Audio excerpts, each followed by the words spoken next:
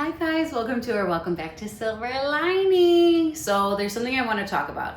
I was laying in my bed a couple of days ago just looking out at my view at my apartment, and it's getting nice out again, right? So I live in Chicago, I could see the lake and I see the boats in the water. And when I moved here, I saw the boats in the water. And it just made something click in my head. How much I've grown, evolved, and healed since I moved in here. And when I moved here, I thought I was healed, but I really wasn't. I had a lot of work to do, like mentally, physically, emotionally, all of it. But those three things, your mind, body, and soul, are interconnected to the extreme. Like when I moved here, I could not walk. There's a little park outside of my complex, and I couldn't walk a full circle around the park. Like, I was diagnosed with rheumatoid arthritis when I was 15, and it came back so badly when I was like 26. I'm 29 now. Luckily, I don't have it anymore, and luckily, I've gotten to a point where I have built my physical body up to a point where it's strong enough to do normal things again. And it took a long time. And I think my body healed because I was healing my mental state and my spiritual state. So I want to kind of get into this. So when I moved in here, it was the start of my healing journey. I see a psychic medium a lot, like once a month for therapy. And we started with chakra healing. So I moved in, I'd have to burn a candle that aligned with the chakra color for me. And then she would read the candle wax, and it showed all of the damage that I had on my energy centers from my abuse and trauma, all of it, just the hardships of life. And seeing the damage in those candles was so uncomfortable. It was so uncomfortable because it was so real. And I was really struggling. And if it wasn't for Angie, shout out Angie, I love you so much, I don't think I would be here right now in all aspects.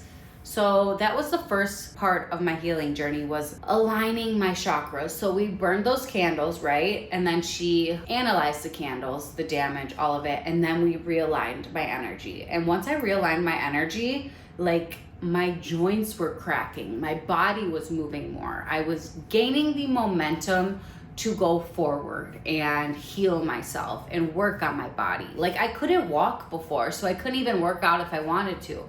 But that first energetic healing, I swear to God, you guys, like my ankles started moving more. My joints just started moving and working again. Like that trapped energy was released.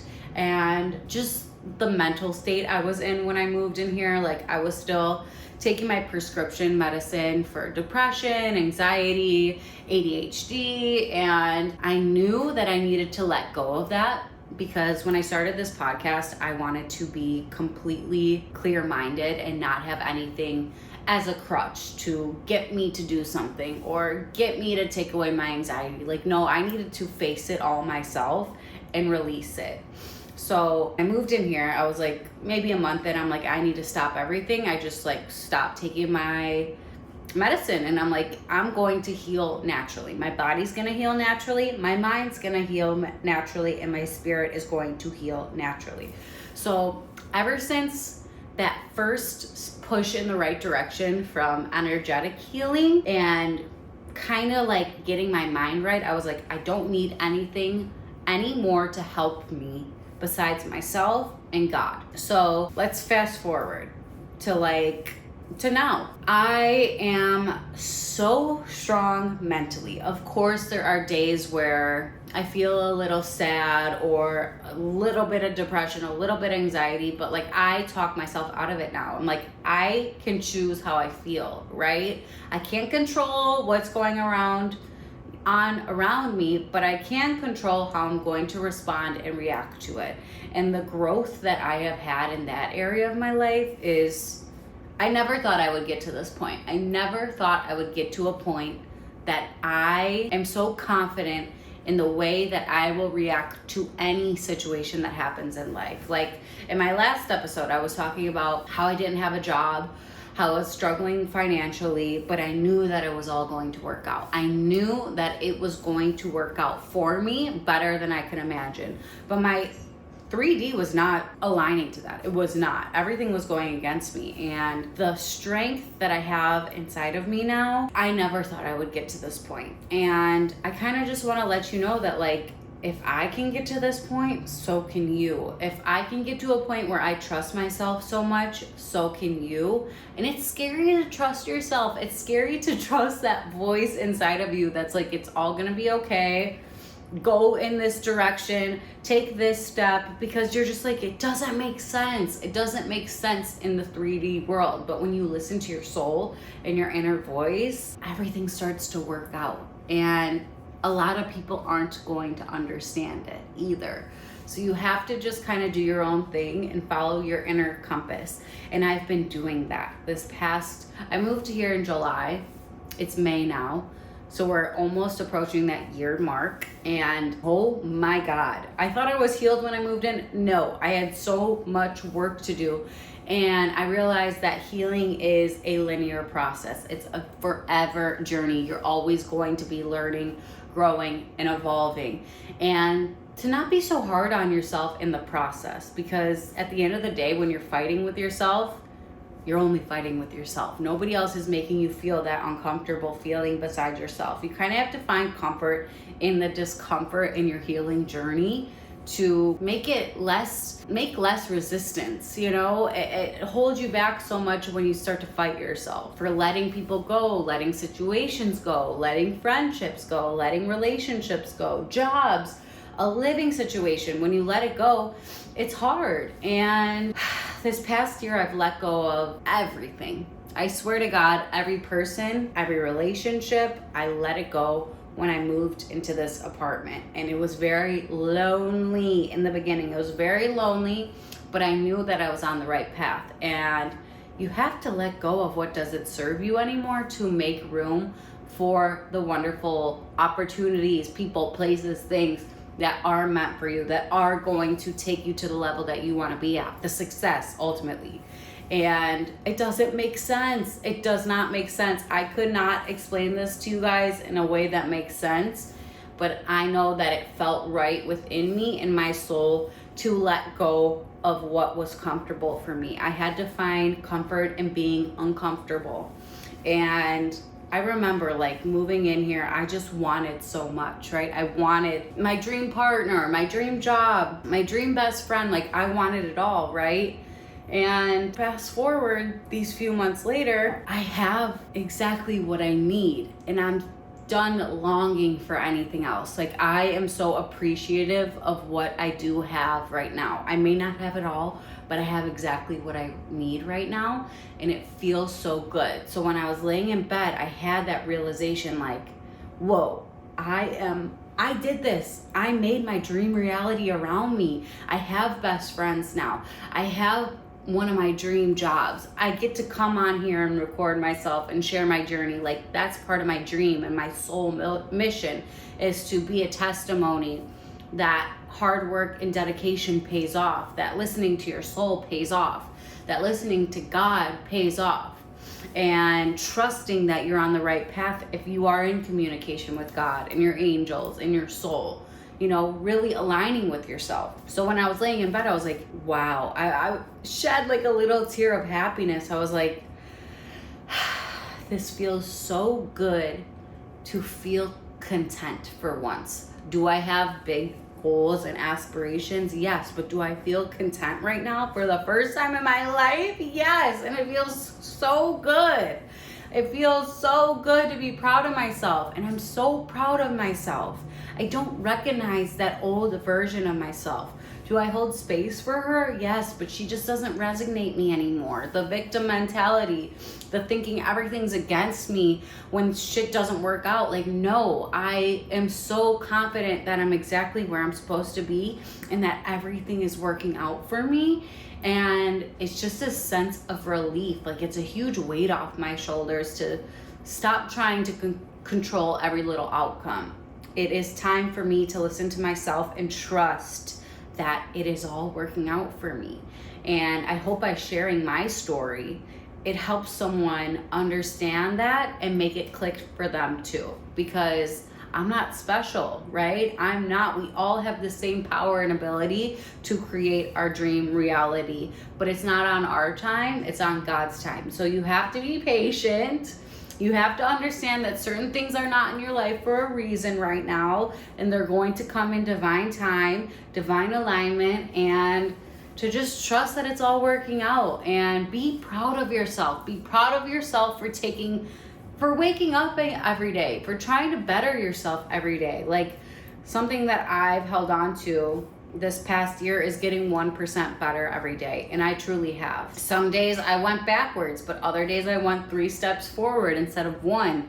So I've learned to stop being so hard on myself and accepting exactly where I am, accepting exactly who I am. Even when I'm recording this podcast, these little, like, me stuttering on my words, it's for a reason. I'm not perfect. Nobody's perfect. Life isn't perfect.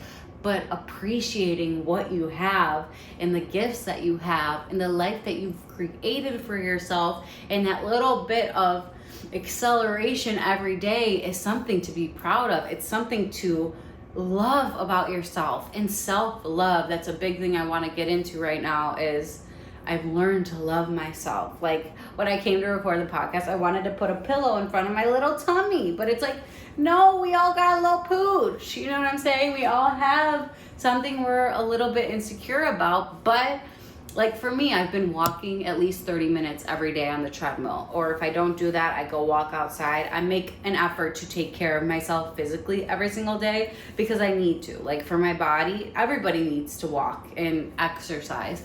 But for me especially, I need to use my joints or they're not going to work anymore.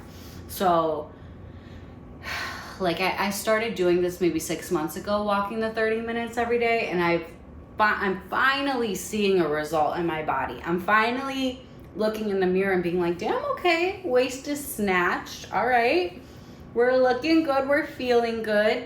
But that's another thing, like, it doesn't happen overnight. Like, good things take time, and you have to build that strong foundation. If you get something overnight, it's not going to last, right? But if you implement these healthy habits into your life every single day, like walking 30 minutes a day, 15 minutes a day, whatever it is, just start doing it. But do it every day. Be consistent about it.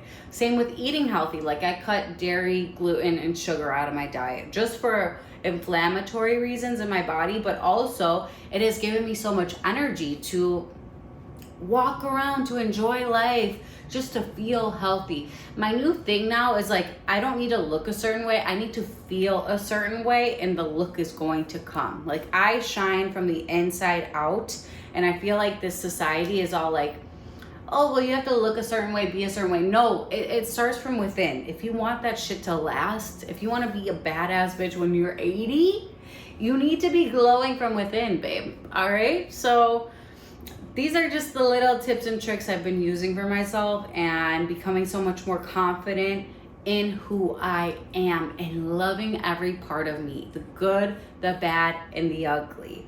Like, the version of me before I moved into this apartment, I love her and I just want to give her a big hug, and she helped me get to this point.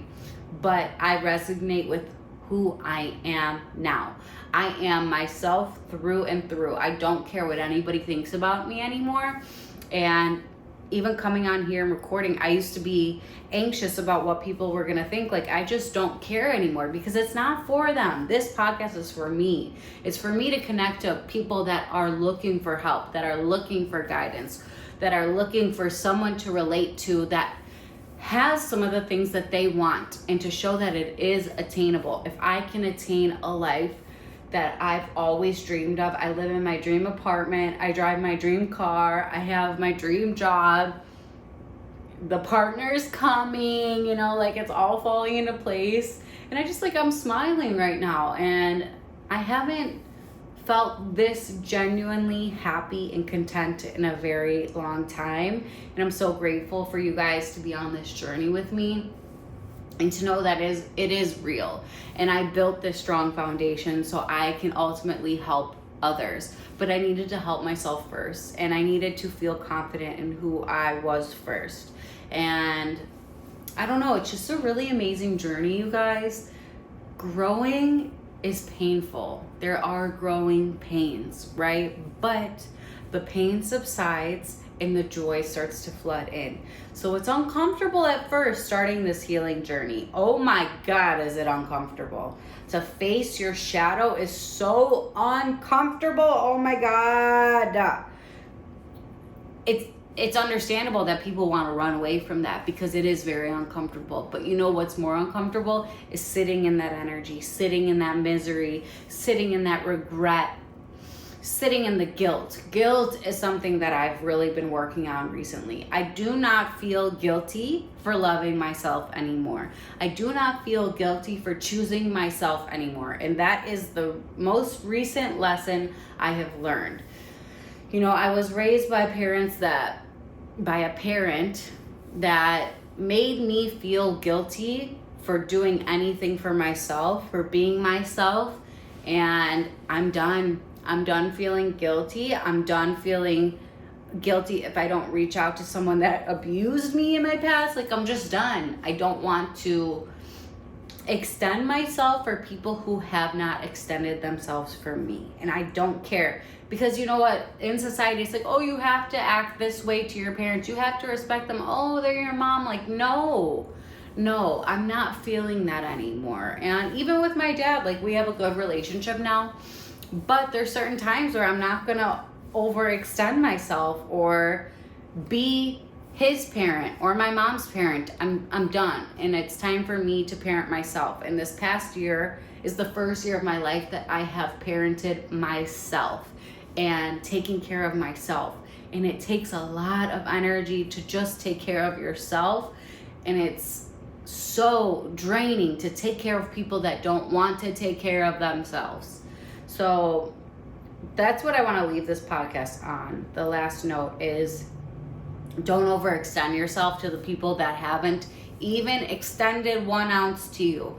It's time to pour the energy into you. And that's really what I've been doing this past year, and how I got to this point is pouring energy into myself. Stop letting others drain my energy and my life force and my creativity. It will kill you, literally. So take care of yourself. Love yourself. Get a little bit better every day. And I promise you, in a year, you are going to have your dream life. It might not be exactly the way you want it, but it's exactly the thing you need in that moment. And the blessings are going to come when they're supposed to. Keep the faith, keep working on yourself, and be easy on yourself in the process, because it's hard enough to heal. You don't need to beat yourself up for trying to better yourself. And that's something I've been learning recently. It doesn't happen overnight. And it wouldn't last if it happened overnight, okay? So, I don't know. I hope I made sense in this week's episode. Just wanted to come on here and talk to you guys and let you know I love you so much. And thank you for being on this journey with me. I'm so excited for what's to come and to share it all with you guys. I love you so much, and I will see you on the next episode. Bye.